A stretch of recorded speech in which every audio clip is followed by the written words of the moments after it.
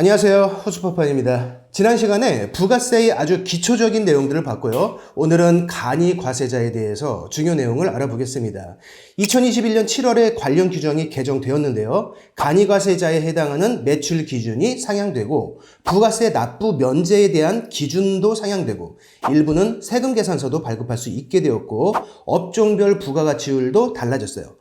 간이과세는 일반과세에 비해서 비교적 소규모이고 매출이 적은 사업자에게 세금 혜택을 주는 제도입니다. 일반과세와 비교하면 몇 가지 차이점이 있지만 가장 큰 차이는요. 부가세를 신고하고 납부하는 방식, 그리고 세금 계산서 발급 여부이죠. 어떻게 다른지 우선 일반과세자 먼저 보겠습니다.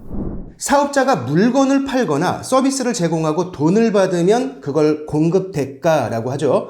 우리 중개업으로 치면 중개보수입니다. 즉 임대인이나 임차인, 매도인이나 매수인에게 중개보수의 10%에 해당하는 부가세를 별도로 받고 세금 계산서 또는 현금 영수증을 발급해요. 그렇게 받은 부가세를 다 국가에 납부하는 것은 아니고요. 사업을 하기 위해서는 뭔가 지출도 있었겠죠. 월세도 있고 광고비도 있고 여러 가지 비용들이 나갔을 텐데요. 그 비용에도 부가세가 있었을 거예요. 이렇게 받은 부가세의 총액에서 지출한 부가세의 총액을 뺀 후에 남은 금액만 국가에 납부하는 겁니다. 만약에 남는 게 아니라 오히려 마이너스다 그러면 이때는 마이너스만큼을 국가에서 환급해줘요. 자료에서 보시는 계산식은 약간 간소한 겁니다. 부가가치세법상의 공식은 좀 더 복잡한데 우리는 그냥 이렇게 이해하면 됩니다.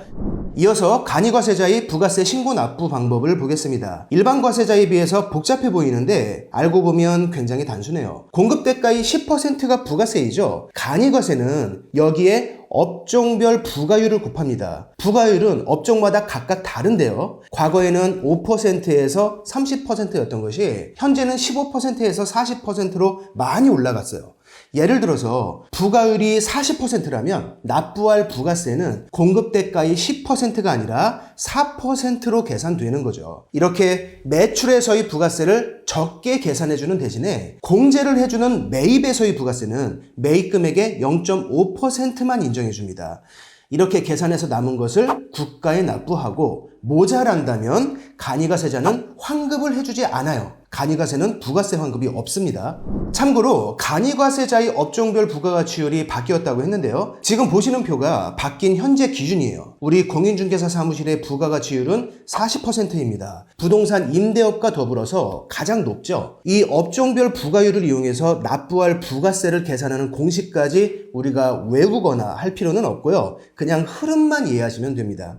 중요한 건 이거예요. 간이과세자의 기준. 예전에는 연매출 4,800만 원 미만일 때 간이과세로 등록이 가능했는데 연매출 8천만 원 미만 이렇게 상향됐습니다. 물론 일부 예외는 있지만 현재의 기준은 8천만 원 미만이에요. 그러면서 크게 두 가지가 바뀌었습니다. 현재의 간이과세자는 연매출 8천만 원이라는 큰 틀 안에서 다시 연매출 4,800만 원 미만과 4,800만 원 이상으로 둘로 다시 나눕니다. 4,800만 원 이상은 세금 계산서를 발급해야 되고요. 4,800만 원 미만은 세금 계산서를 발급하지 못해요. 예전에는 모든 간이과세자가 세금 계산서 발급이 불가능했죠.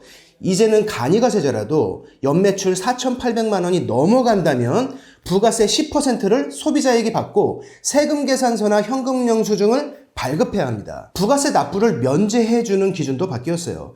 예전에는 간이과세자 중에서 연매출 3천만 원 미만의 사업자에게 납부를 면제해 줬는데요. 바뀐 현재 기준으로는 연매출 4,800만 원 미만의 사업자에게 부가세 납부를 면제해 줍니다. 소상공인들에게 혜택이 더 돌아가겠죠. 자, 그런데 여기서 주의할 것이 하나 있어요. 세금 계산서 발급 여부를 따질 때의 매출 4,800만 원은 전년도 매출을 기준으로 하고요.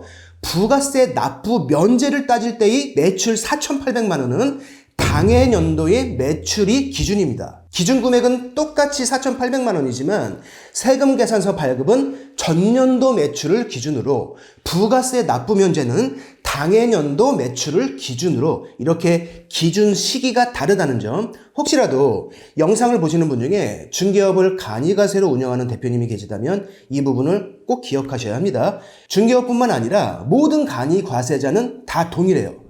매출액이 간이과세 기준에 해당하더라도 사업자가 원한다면 일반과세자가 될 수 있습니다. 물론 반대의 경우는 불가능해요. 보통은 매출이 많은 사무실로 보이고 싶을 때, 영세한 사무실로 보이고 싶지 않을 때 간이과세 기준이더라도 스스로 일반과세자로 변경하는 경우가 있죠. 하지만 간이과세자는 일반과세자에 비해서 부가세 부분의 세금 혜택이 크기 때문에 불필요하다면 굳이 변경하는 것을 추천하지는 않아요. 간단하게 정리를 좀 하면요. 간이과세자의 부가세 신고 납부 시에 매입세액을 공제하는 방식이 약간 바뀌었고 부과율도 많이 올라갔습니다. 하지만 그런 것보다 중요한 것은 첫째, 간이과세자의 기준이 연매출 4,800만 원 미만에서 연매출 8천만 원 미만으로 상향되었기 때문에 더 많은 개인 사업자가 간이과세의 형태를 유지할 수 있다는 점. 둘째, 간이과세 중에서도 직전 연도 연매출이 4,800만 원 이상이면 세금 계산서 발급이 가능하다는 점. 셋째, 부가세 납부 면제 기준도 연매출 4,800만 원 미만으로 상향됐는데 이때의 연매출은 당해년도 기준이라는 점. 간이과세자와 관련해서 가장 크게 바뀐 내용은 이렇게 세 가지가 되겠습니다. 자, 그런데요. 오늘 설명드린 간이과세의 내용은 2021년 7월에 개정된 내용이고요.